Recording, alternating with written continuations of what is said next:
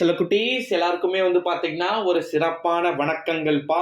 நாளைக்கு நேத்திக்கு 1 மார்க் முடிச்சுட்டு இருக்கணும், 2 மார்க் 3 மார்க்லாம் முடிச்சுட்டு நம்ம இப்ப டீட்டெயில்ஸ்ல புயல் வேகத்துல வந்துகிட்டு இருக்கேன் அப்படின்னு சொல்ற மாதிரி டீட்டெயில்ஸ்ல நம்ம நுழைஞ்சிருக்கணும். ஏன்னா 7 டீட்டெயில் எழுதணும். ஓகேங்களா? டீட்டெயில் மட்டுமே நமக்கு 35 மார்க்ஸ் 35 மதிப்பெண்கள் இருக்கு. எங்க டீட்டெயில்ஸ் ஓப்பனாவே சொல்ல போனா 11th ஸ்டாண்டர்ட் எக்கனாமிக்ஸ்க்கு எனக்கு தெரிஞ்சு எப்படி சொல்றது, டைம் பத்துமான்னு தெரியல. ஸோ டைம் மட்டும் தான் உங்களுக்கு பிரச்சனை. கொஸ்டின் பேப்பர்லாம் ரொம்ப ரொம்ப ஈஸியாக வரும். சென்டம் மார்க்கே எடுக்கலாம். அதனால தான் போன வாட்டி நந்தினின்ற பொண்ணு காமர்ஸ், அவங்க பார்த்தீங்கன்னா காமர்ஸ் ஸ்டூடெண்ட் தான்.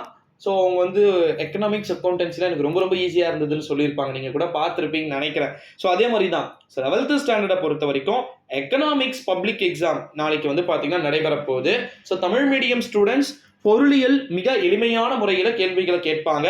ஒரு மதிப்பெண் வினாவா இருக்கட்டும், ஒரு மதிப்பெண் வினாவை பொறுத்த வரைக்கும் அதிகப்படியா பின்னாடி இருக்கக்கூடிய புக் பேக் கொஸ்டின்ஸ் அப்படின்னு சொல்லக்கூடிய நம்முடைய புக்ஸ்ல இருக்கக்கூடிய 1 மார்க்கே மேபி வரும். ஓகேங்களா? நீங்க கவலைப்பட வேண்டிய அவசியம் கிடையாது. 2 மார்க் 3 மார்க் 5 மார்க் எல்லாமே பாத்தீங்கன்னா ரொம்ப ரொம்ப எளிமையான முறையில மட்டுமே கேட்கப்படும். ஆனா நீங்க ரொம்ப கஷ்டப்பட்டுக்க வேண்டாம். ஏன்னா ஃபர்ஸ்ட் 1 மார்க்கும் அதற்கு பிறகு 2 மார்க் 3 மார்க் இது மூணுத்தையுமே சேர்த்து முடிஞ்சா நீங்க கண்டிப்பா பாத்தீங்கன்னா ஒரு 1 hour 20 minutes 1.5 மணி நேரத்துக்குள்ளவே முடிச்சிடணும் நாளைக்கு எக்ஸாம்ஸ். கீழே டிஸ்கிரிப்ஷன்ல நம்முடைய டெலிகிராம் குரூப் லிங்க் இருக்கு. மறக்காம டெலிகிராம்ல ஜாயின் பண்ணிக்கோங்க. ஏன் டெலிகிராம் ஜாயின் பண்ணிக்கோங்க அப்படின்னு சொல்றேன்னா, எல்லா விதமான மெட்டீரியல்ஸுமே இருக்கு.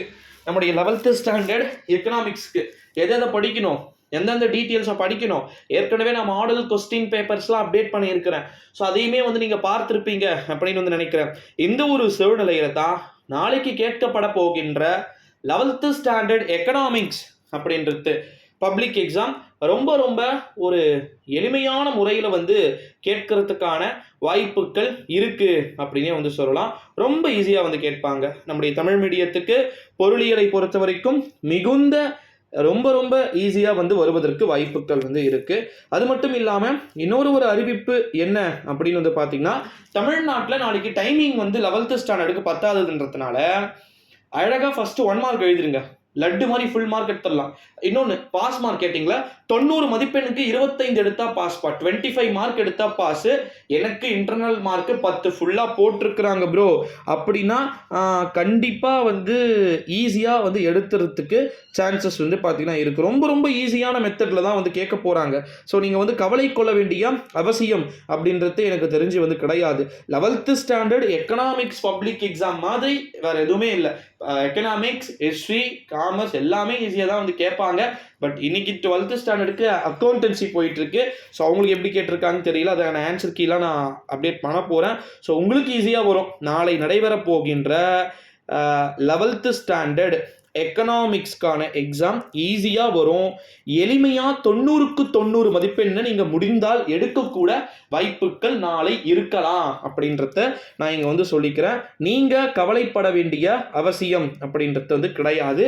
11th ஸ்டாண்டர்ட் எக்கனாமிக்ஸ்க்கான பப்ளிக் எக்ஸாம் நாளைக்கு ரொம்ப ரொம்ப ஈஸியாக கேட்கப்படும். டைமிங் மேனேஜ்மெண்ட் பார்த்துக்கோங்க. கீழே டிஸ்கிரிப்ஷனில் பார்த்தீங்கன்னா நம்முடைய டெலிகிராம் குரூப் லிங்க் பார்த்தீங்கன்னா இருக்குது சில குட்டீஸ். ஸோ மறக்காமல் ஜாயின் பண்ணிக்கோங்க. ஏன்னா அதில் எல்லாமே நான் கொடுத்துருக்குறேன். ஸோ நோட் பண்ணிக்கோங்க. கண்டிப்பாக ரொம்ப ரொம்ப எளிமையான முறையில் தேர்வுகள் கேட்கப்படும். இன்னைக்கு ஒரு நாள் தானே இருக்குது ப்ரோ, விடிஞ்சா எக்ஸாமு ஈஸியாக இருக்குமான்னு தெரியல அப்படின்னு சொல்லிட்டு கேட்குறாங்க. ரொம்ப ரொம்ப ஈஸியாக இருக்கும். நீங்கள் கவலை கொள்ள வேண்டிய அவசியம் கிடையாது அப்படின்னே நான் சொல்லிக்கிறேன். ஸோ மறக்காமல் நம்முடைய சேனலை சப்ஸ்கிரைப் பண்ணிக்கோங்க. மறக்காமல் டெலியில் ஜாயின் பண்ணிக்கோங்க. நன்றி.